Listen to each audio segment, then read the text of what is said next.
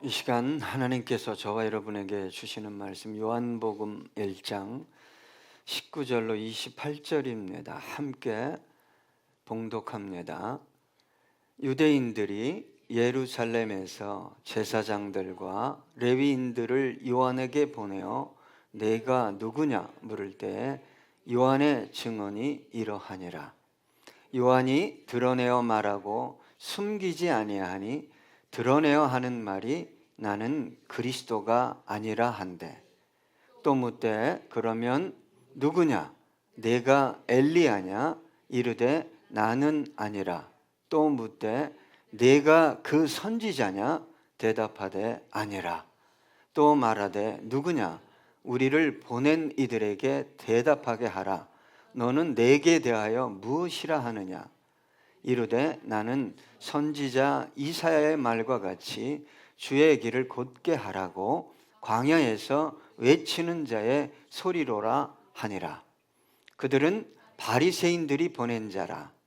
또 물어 이르되 내가 만일 그리스도도 아니요 엘리야도 아니요 그 선지자도 아닐진데 어찌하여 세례를 베푸느냐? 요한이 대답하되 나는 물로 세례를 베풀거니와 너희 가운데 너희가 알지 못하는 한 사람이 섰으니 곧 내 뒤에 오시는 그이라. 나는 그의 신발끈을 풀기도 감당하지 못하겠노라 하더라. 이 일은 요한이 세례 베풀던 곳 곧 요단강 건너편 베다니에서 일어난 일이니라. 아멘. 여러분, 증인은 자신이 경험한 사실을 말하는 사람이죠. 그런데 요즘 증인들을 보면 자신의 증언을 청문회에서 법정에서 하는 것이 참 어렵게 느껴져요. 증인은 자신이 경험한 사실을 말하는 것입니다. 그래서 증인이 말해야 할 것은 아주 단순합니다.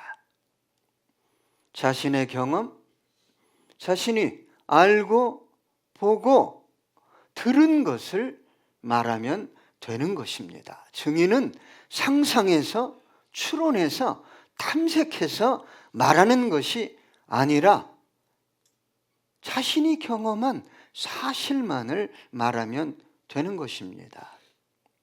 그런데 요즘 증인들의 증언을 듣다 보면 제가 얼마나 답답해지는지 몰라요. 생각이 나지 않습니다. 때로는 증언을 번복하기도 합니다.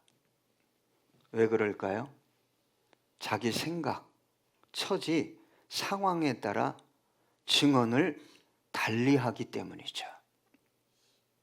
대세, 판세, 권세에 따라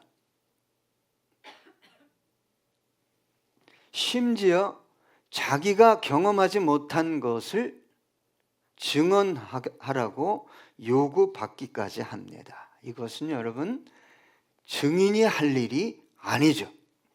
이런 증인은 증인이 아닙니다. 사실을 왜곡시키는 범죄자일 뿐입니다. 예수님에 대해서 우리는 증언을 해야 할 증인들입니다. 그런데 그 증언이 심각하게 왜곡되고 손상된 증언들을 얼마나 쏟아내는지 몰라요. 본질이 없어요. 다 유기해. 다 환경이에요. 자, 오늘 본문 19절로 20절 보니까 유대인들이 예루살렘에서 제사장들과 레위인들을 요한에게 보내어 내가 누구냐 물을 때 요한의 증언이 이러하니라. 요한이 드러내어 말하고 숨기지 아니하니 드러내어 하는 말이 나는 그리스도가 아니라 한대. 예, 요한의 증언은 아주 정확했어요. 어떻게 했어요? 드러내어 말하고 숨기지 아니했다. 여러분, 증인은 경험한 것을 그대로 말하는 사람이에요. 여러분, 예수님 만났어요? 예수님 만났습니까? 예수님 만나면 예수님보다 소중한 거 있어요? 예수님보다 더 귀한 거 있습니까? 더 사랑할 거 있습니까? 예수님보다 더 가치 있는 게 있어요? 예수 외에 진리 있어요? 여러분, 우리가 증언해야 할 내용이 이런 것들이에요. 이런 것들을 증언해야 돼요. 그런데 어느 순간 시선이 예수에게서, 십자가에게서 어디로 향하고 있어요? 세속으로, 세상으로, 나의 욕망으로. 증언할 게 없는 거예요. 왜요? 세상 사람들이 더 가졌네, 더 잘 나가네. 그 고난 속에서, 핍박 속에서, 조롱과 멸시 속에서 증언했던 초대교회 성도님들의 내용이 무엇입니까 대체?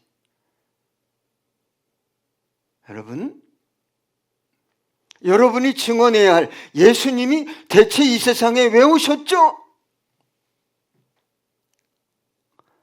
거기에 세속적인 걸 너무 붙여놔서 복음이 흐려져 버렸어요. 죄의식도 흐려져 버리고.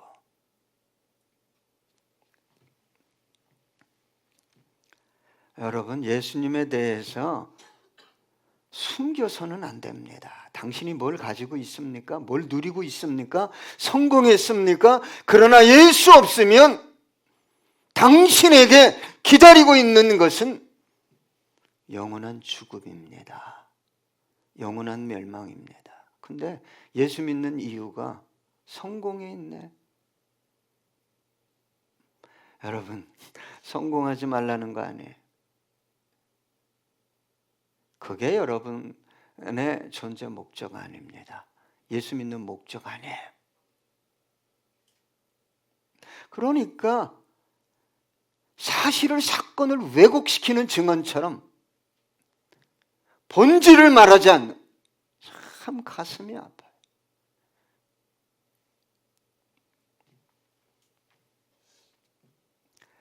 세례 요한에게 내가 누구냐? 드러내고 말하는 거예요. 숨길 게 없어요. 여러분에게 누가 찾아와서 예수님이 누굽니까? 엉뚱한 거를 얘기하려고 그래요. 왜? 그 사람이 혹하고 들어올 수 있는가? 기도했더니 우리 자녀가 어느 대학 갔어요? 어떻게 성공했어요? 이게 본질 아닙니다. 부스러기도 아니에요, 여러분. 비본질적인 것을 자꾸 전하니까 내 영혼도 죽고 내가 어디로 가는지도 모르는 거예요. 내 속에 무엇이 들어와 있는지도 여러분 모르게 되는 거예요.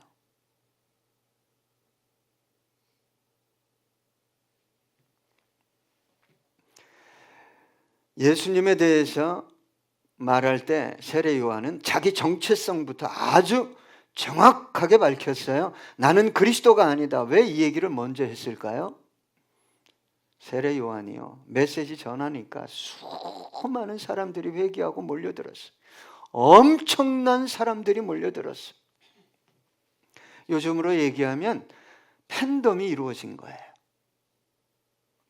마태복음 3장 5절로 6절 보니까 이때 예루살렘과 온 유대와 요단강 사방에서 다 그에게 나와 자기들의 죄를 자복하고 요단강에서 그에게 세례를 받더니, 하나님 사람 앞에서요 해야 할 일은 회개하는 거죠. 왜? 하나님의 메시지를 전하니까. 너무 많은 사람들이 회개하고 요한을 추종하는 거예요. 그래서 유대 전 지역에 영향을 끼치고 있었어요. 이것을 감지한 산헤드린 종교 지도자 회의에서 요한의 정체를 파악하기 위해 사람들을 파견합니다. 그때 요한은 숨기지 않고 나는 그리스도가 아니다 라고 말했어요. 그럼 21절 보니까 또 묻되 그러면 누구냐? 내가 엘리야냐? 이르되 나는 아니라. 또 묻되 내가 그 선지자냐? 대답하되 아니라. 마지막 때에 그 선지자, 모세가 예언한 그 선지자는 메시아 그리스도, 저와 여러분이 믿는 예수님을 의미해요. 네가 그 선지자냐? 당연히 아니죠. 그러면 네가 엘리야냐? 그럼 그렇다고 해야 돼요. 엘리야의 심령으로 왔기 때문에. 그런데 이 유대인들이 오해할까 봐 환생했다고. 기독교에 환생이 있어요? 그래서 나는 엘리야도 아니다. 주님이 그 마음으로 보냈는데 나는 엘리야도 아니다. 여러분, 엘리야가 아합 시대의 선지자 역할을 했는데 가장 큰 사건이 뭡니까? 갈멜산,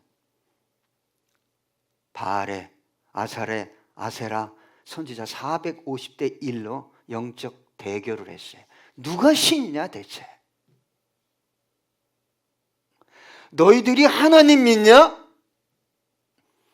너희들이 세상 신 바알을 믿냐?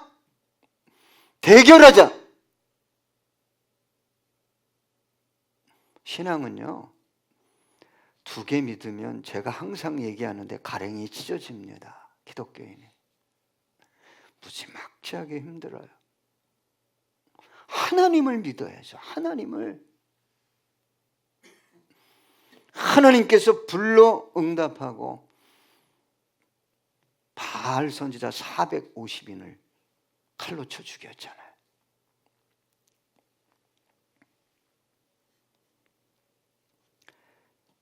누가복음 1장 17절 보니까 그가 또 엘리야의 심령과 능력으로 주 앞에 먼저 와서 아버지의 마음을 자식에게 거스르는 자를 의인의 슬기에 돌아오게 하고 주를 위하여 세운 백성을 준비하리라.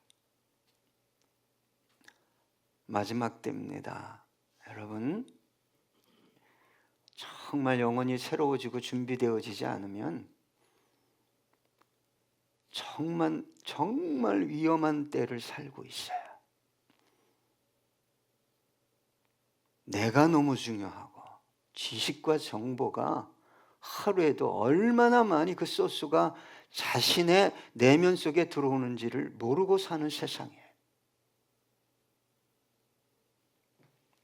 자, 오늘 본문 22절에 보니까 또 말하되 누구냐? 우리를 보낸 이들에게 대답하게 하라. 너는 내게 대하여 무엇이라 하느냐? 방금 얘기했잖아요. 그리스도도 아니다. 엘리야도 아니다. 근데 이들은 임무를 받고 왔어요. 무슨 임무겠어요? 수많은 유대인들이 세례 요한을 추종하니까 엘리야다, 막 그리스도다. 어떻게 해서든지 철저하게 신문에서 보고할 내용을 가지고 가야만 하는 사람들이었어요. 요한의 증언을 들으려고 온 사람들이 아니죠. 요한에 대해서 꼬투리를 잡아서 가지고 가야 하는 사람들이었어요. 예수님이 그런 얘기 하셨어요. 자기 눈에 들보가 있는데 형제의 눈에 티를 보는 게 아니라 빼려고 한다. 여러분, 원래 들보가 뭐 어떤 거예요? 어마어마한 기둥 같은 거잖아요. 대들보. 그게 자기의 영혼의 눈을 가리고 있는데도 티를 본다는 거예요.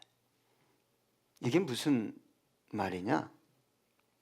사람들의 약점, 단점, 부정적이고 나쁜 것을 보는 전문가가 됐다는 거예요. 그러니까 이 사람은 안 보여야 되는데 안 보이면 얼마나 좋겠어요. 지 속에 있는 건 모르고 남에게 있는 거를 그렇게 정확하게 보는 거예요. 견디질 못하는 거예요. 여러분, 이렇게 보면 아름다운 게 있잖아요. 다 태인이 유찬이, 응? 아름다운 게 있잖아요. 아름다운 걸 봐야죠. 우리 예수님이 저와 여러분을 볼 때 나쁜 것만 보면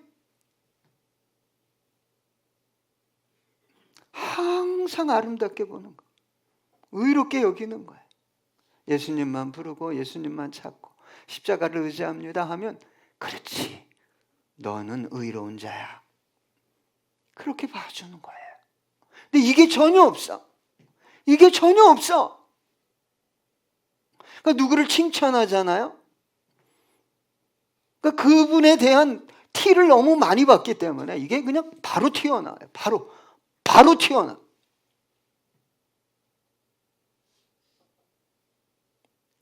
여러분, 가정에서 목사님의 티 얘기하고 교회 티 얘기하고 성도들의 티,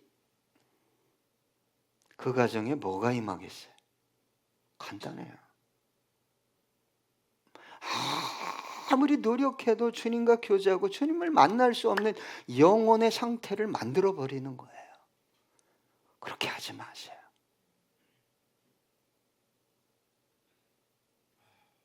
그래도 저분이 얼마나 노력하고 있어, 얼마나 아름다워. 응? 꽃보다 성도님들이 아름답잖아요. 오늘 이렇게 한 분 한 분 주일 이렇게 오셔서 지치고 힘든데도 앉고 예배 드리려고 하는 모습을 보면 참 가슴이 찡해요. 얼마나 아름다워요. 그런 마음이 있어야 되지 않겠어요?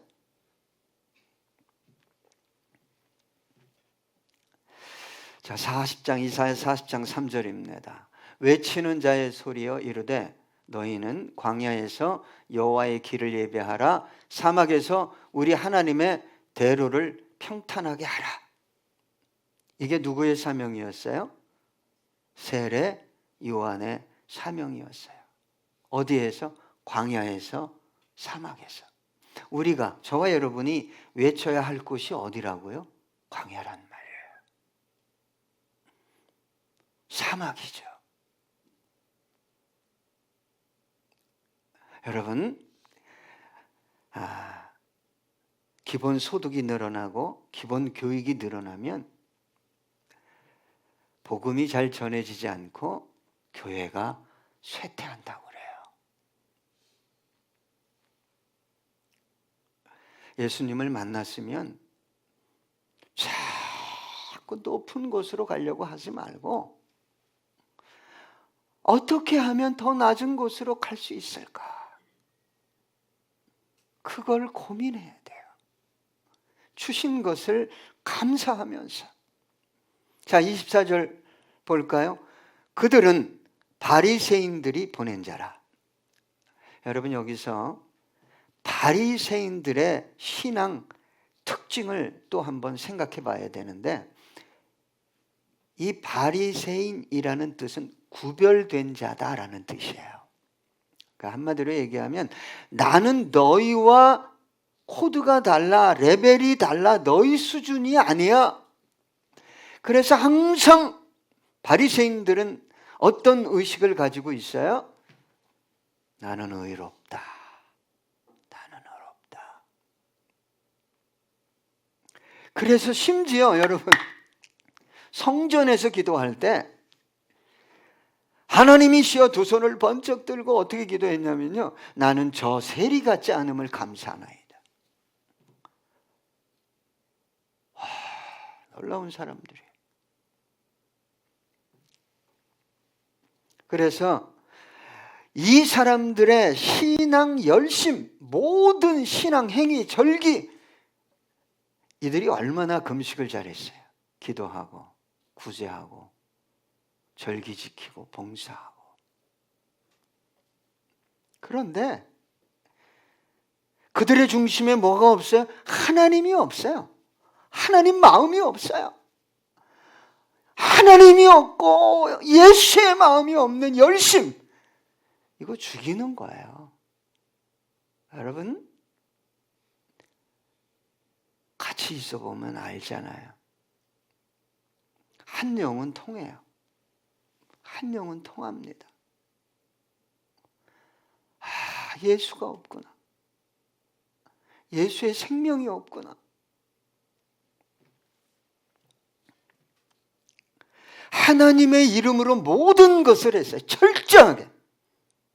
율법에 근거해서. 하나님의 영광을 위해서. 근데 속을 이렇게 들추어 보면 뭐가 없다고요? 하나님이 없어요. 그 마음에. 그래서 그만두라는 거예요. 빨리 그만둬라. 교회에서 가장 열심히 하는 분 중에 한 분들에게, 한 분들에게 제가 항상 얘기하는 게 뭐예요? 그 열심이 내가 누구보다 의롭다는 생각이 들 때 멈춰라. 그냥 멈춰라. 1년이건 2년이건 3년이건 멈춰라. 당신 큰일 난다.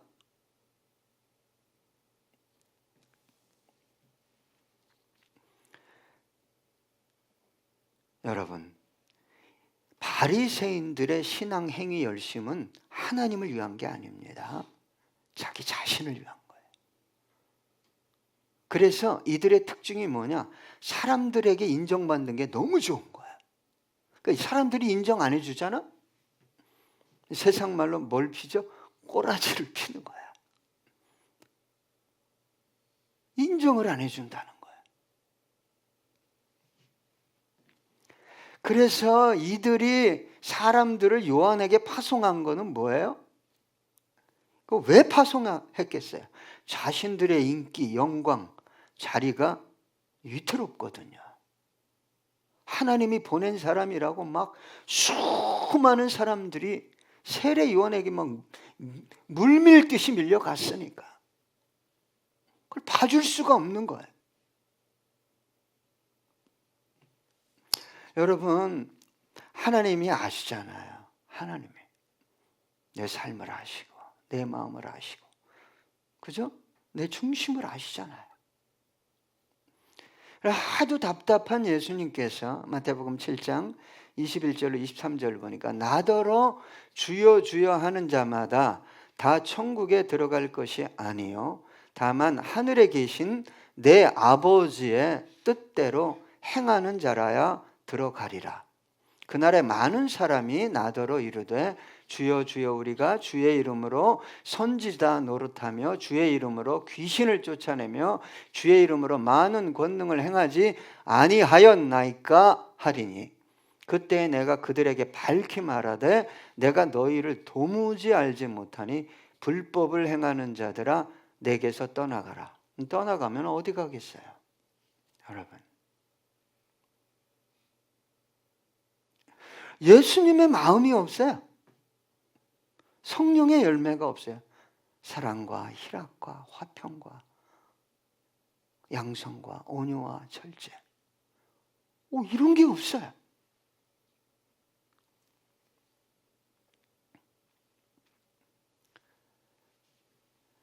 여러분, 하나님의 능력을 행하고 하나님의 말씀을 전하고 귀신을 쫓아내도 하나님의 마음이 없다.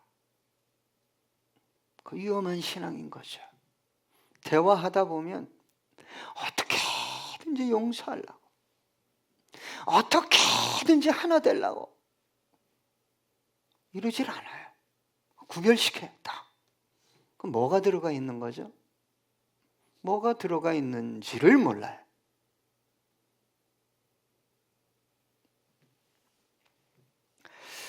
자, 25절 이렇게 기록되어 있습니다. 또 물어 이르되 네가 만일 그리스도도 아니요 엘리야도 아니요 그 선지자도 아닐진데 어찌하여 세례를 베푸느냐? 너 세례 베풀 자격이 없다.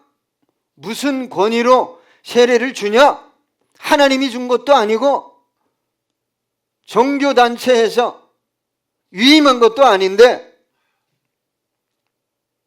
여러분, 지금 많은 사람들이 회개하고 하나님께 돌아오는데도 그 일을 멈추게 만들고 싶은 거예요. 이해했어요? 네? 수많은 죄인들이 모여서 찬양을 듣고 교회에서 즐거워하고 이런 일을 하려고 하면 멈추려고 한다 이 말. 뭐하러 하냐, 힘들어 죽겠는데. 그리고 자기 신앙 열심은 계속 하는 거야. 이게 바리새인의 영성이에요.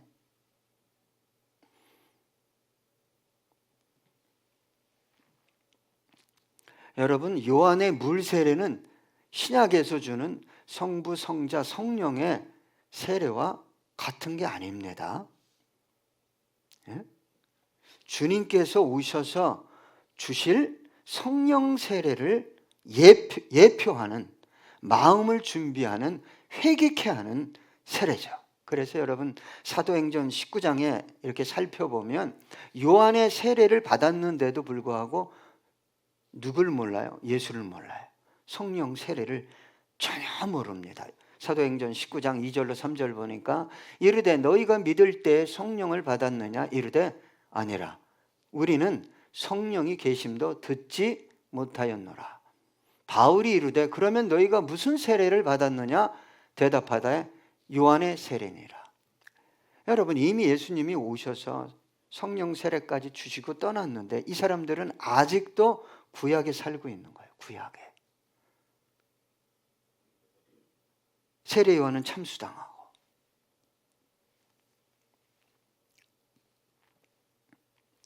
그래서 26절에 보니까 요한이 대답하되 나는 물로 세례를 베풀거니와 너희 가운데 너희가 알지 못하는 한 사람이 섰으니. 여러분, 물 세례를 줄 때도 수많은 무리와 군중들이 회개했잖아요. 그래서 엘리야가 세례 요한이 기적을 일으킨 적이 없어요.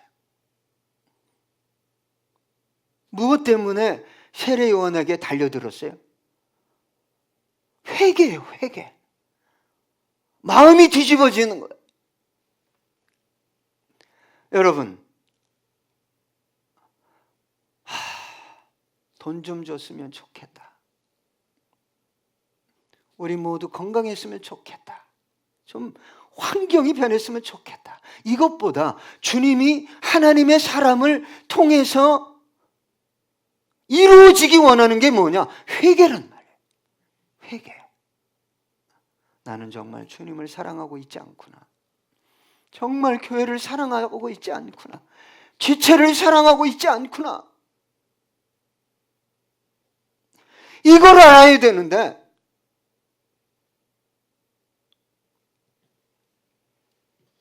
누가복음 3장 10절로 15절입니다.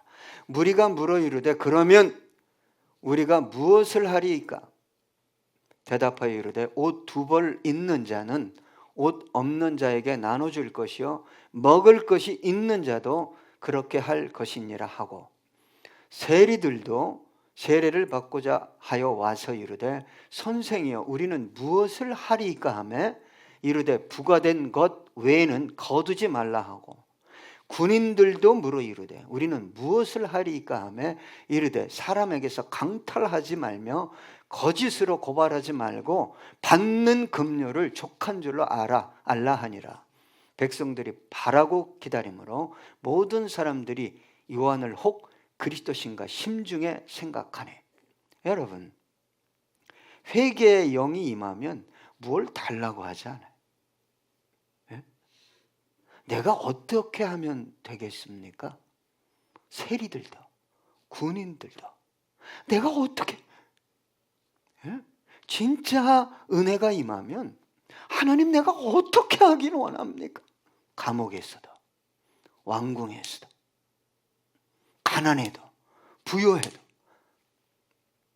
정말 성령이 임해서 회개의 역사가 일어나면 목사님 내가 어떻게 하면 좋겠어요?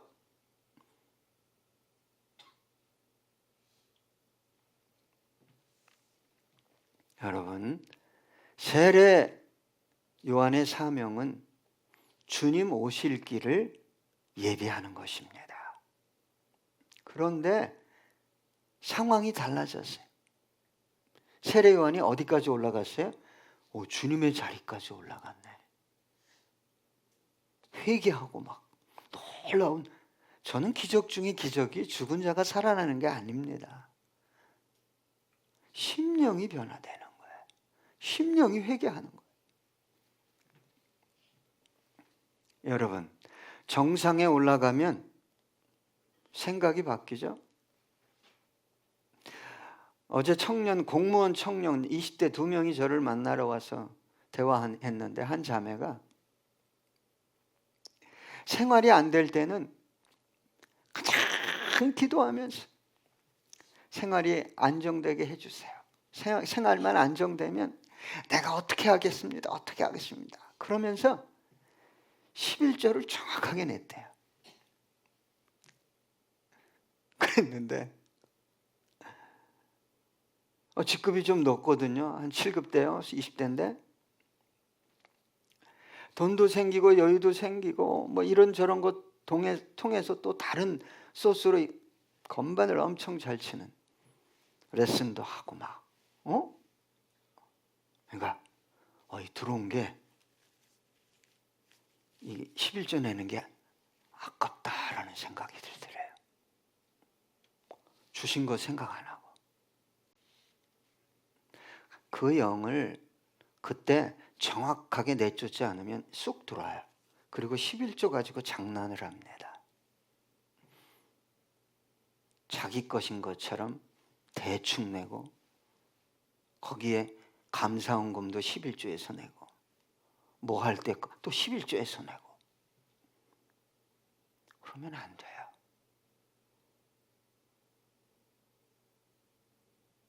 자매님, 주신 것을 생각하세요. 아멘. 하나님이 뭘 받으면 홀랑 먹는 거 아니에요. 더 좋고 아름다운 것 주셔요. 여러분, 정상의 자리에 올라갔어요, 세례 요한이.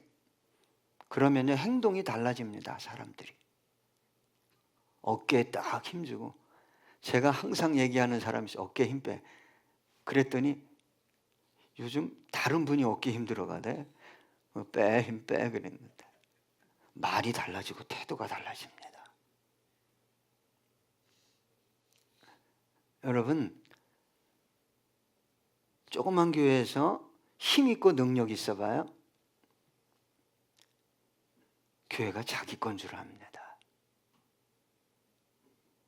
겸손이 뭐예요? 엄청난 것을 드렸어도 입술에 뻥긋하지 않는 거예요. 정말 뻥긋하지 않는 거예요. 그 영혼을 책임지시는 거예요.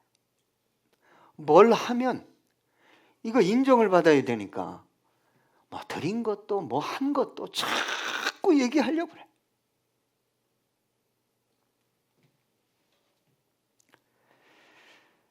여러분, 세례 요한이 왜 안 자빠졌을까요? 그 정상의 자리에서.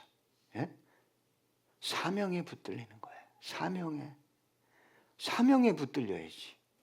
말라기 4장 5절로 6절 보니까, 보라, 여호와의 크고 두려운 날이 이르기 전에 내가 선지자 엘리야를 너희에게 보내리니 그가 아버지의 마음을 자녀에게로 돌이키게 하고 자녀들의 마음을 그들의 아버지에게로 돌이키게 하리라.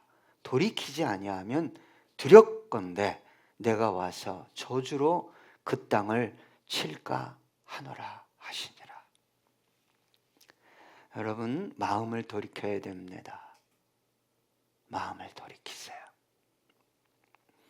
내 마음 정말 모르겠어요. 내가 어떤 상태인지 정말 모르겠어요. 목사님, 정말 정확하게 말씀해 주세요. 어떤 말씀도 듣겠습니다. 용기 있는 분은 오세요.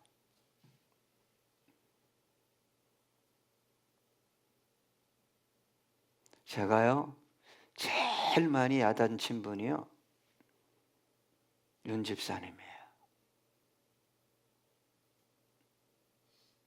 그리고 오 집사님이에요. 다른 사람들 야단 잘 안 칩니다. 왜 안 칠까요? 본인이 물어보세요. 본인이 십자가 앞에서 한번 기도하세요.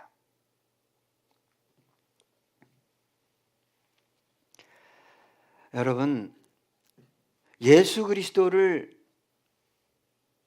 그 오실 길을 예비한 세례 요한. 근데 그들이 어떻게 했어요? 예수님을 영접하지도 않고 환영하지도 않고 심지어 거부하고 멸시하고 십자가에 못 박아 죽일 예수님의 오실 길을 예배했어요.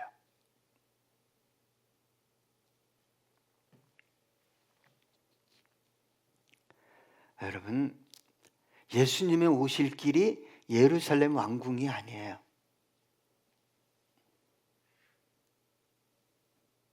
죄인들의 심령이죠. 근데 죄인들은 예수님이 이 땅에 와서 예루살렘 왕궁을 좀 접수했으면 좋겠어요. 그래서 수많은 무리들이 호산나를 외친 거예요. 호산나, 호산나.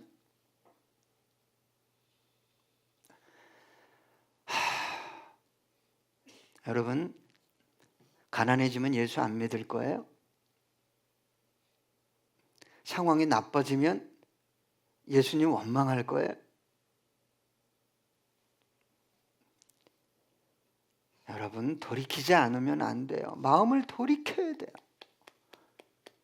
우리 주님이요, 거기에 저주라는 단어를 썼어요. 그 땅을 치겠다고.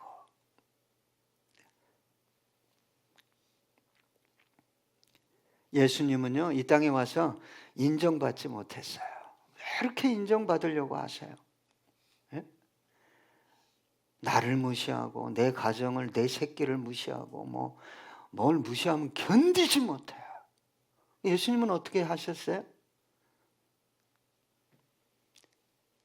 구세주 왕이신 예수님을요, 세리와 창기들의 친구요, 죄인들의 친구라고 비웃었어요.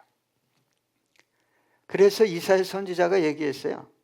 참 예수님은 볼만한 것이 전혀 없었다. 이사야 53장 2절입니다. 그는 주 앞에서 자라나기를 연한 순 같고 마른 땅에서 나온 뿌리 같아서 고운 모양도 없고 풍채도 없은즉 우리가 보기에 흠모할 만한 아름다운 것이 없도다. 이 모습으로 오셨단 말이에요.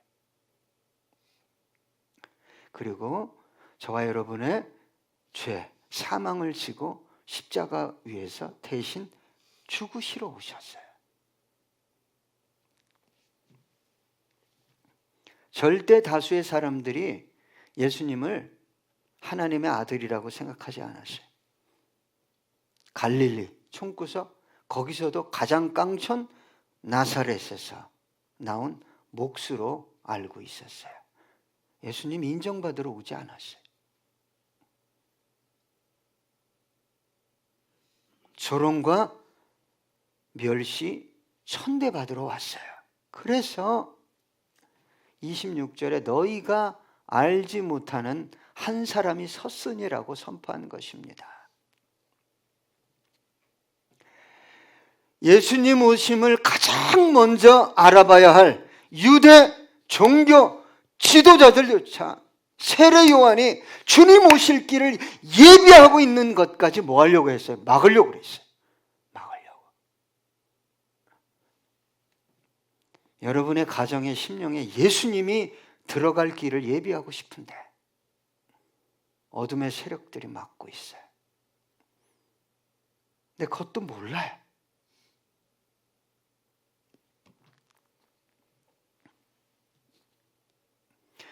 세례 요한의 마음이 얼마나 아팠겠어요. 그런 종교 지도자들을 보고, 그래서 마태복음 3장 7절 보니까 요한이 많은 바리새인들과 사두개인들이 세례 베푸는 대로 오는 것을 보고 이르되 독사의 자식들아, 누가 너희를 가르쳐 임박한 진노를 피하라 하더냐. 잘못되면요 독사가 됩니다, 여러분. 자기가 교회를 어떻게 허무는지를 모른다니까요. 그 자리에 가면.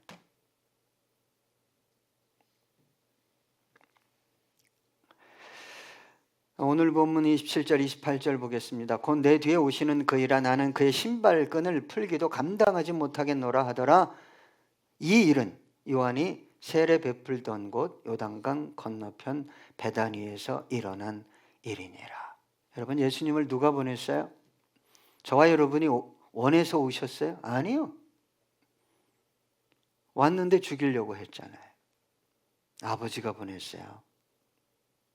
하나밖에 없는 아들, 존귀한 아들을 죽으라고 보냈잖아요.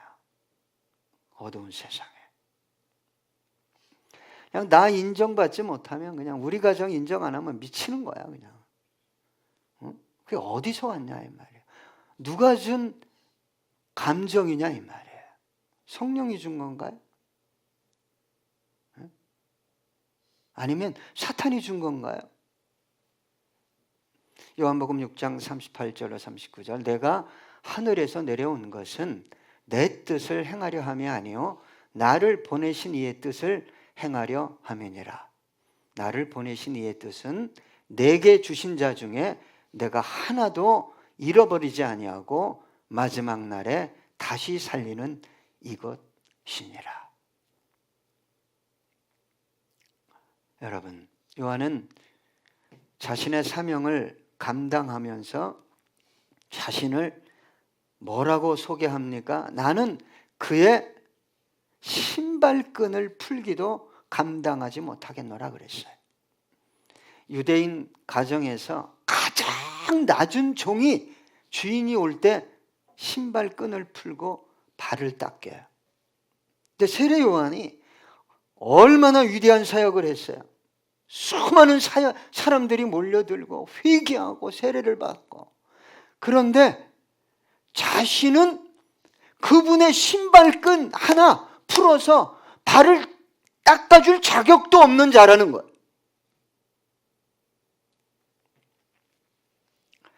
여러분, 요한이 겸손해서가 아닙니다. 요한이 자기를 비하하는 게 아니에요. 낮추려고 하는 게 아니라 주님의 높으심, 지극히 높으심이 어떤 것인지를 알았기 때문이에요. 여러분, 마리아 아시죠? 마리아가 가장 소중한 옥합을 깨뜨려서 어디에 벗어요? 예수님 발. 왜 벗어요? 나를 위해 십자가를 향해 걸어가실 발. 아깝지가 않은 거예요. 여러분, 봉사헌신 누구를 바로 알아야 되죠? 예수님을. 예수님을 바로 알아야 진짜 봉사와 헌신이 나오게 되는 것입니다. 소망합니다. 저와 여러분의 삶을 통해, 언행을 통해 예수님이 증거되길 원하고, 암흑처럼 어두운 이 세상에 빛과 생명의 길이 예비되어지길 소망합니다. 찬양하시겠습니다.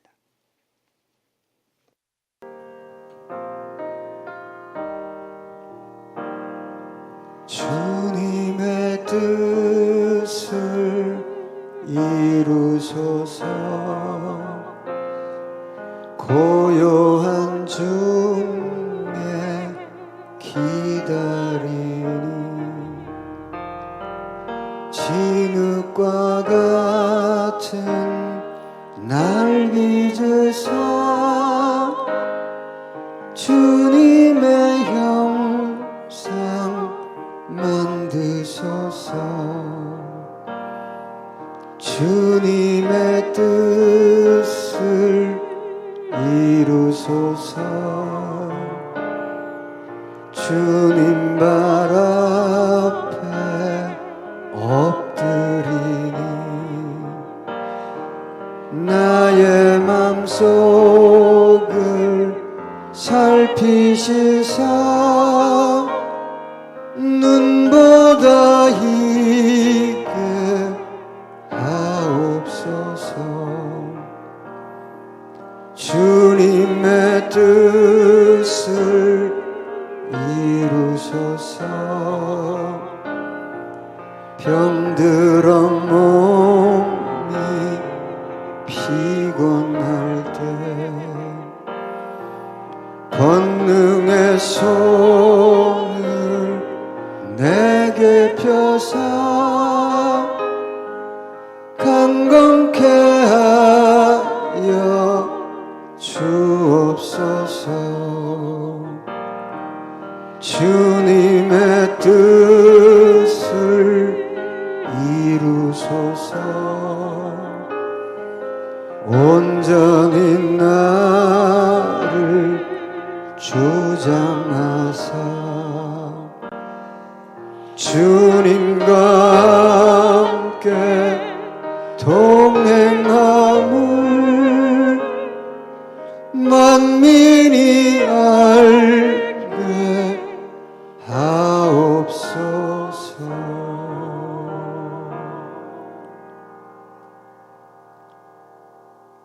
저와 여러분은 증인입니다.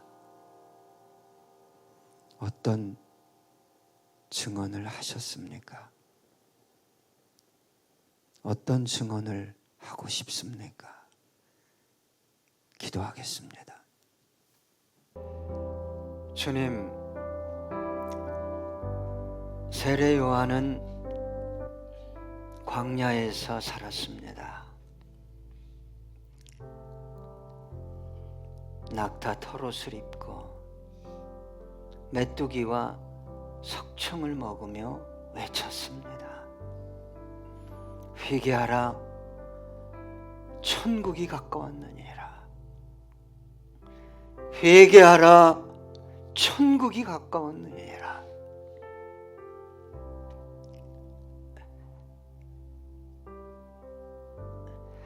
주님, 이제 우리가 엘리야의 심령으로 외쳐야 할 것은 회개하라, 주님 오실 날이 가까웠느니라.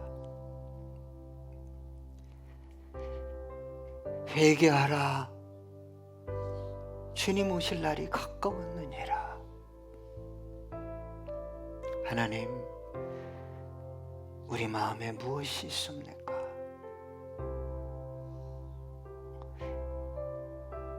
우리 생각 속에 무엇이 가득합니까?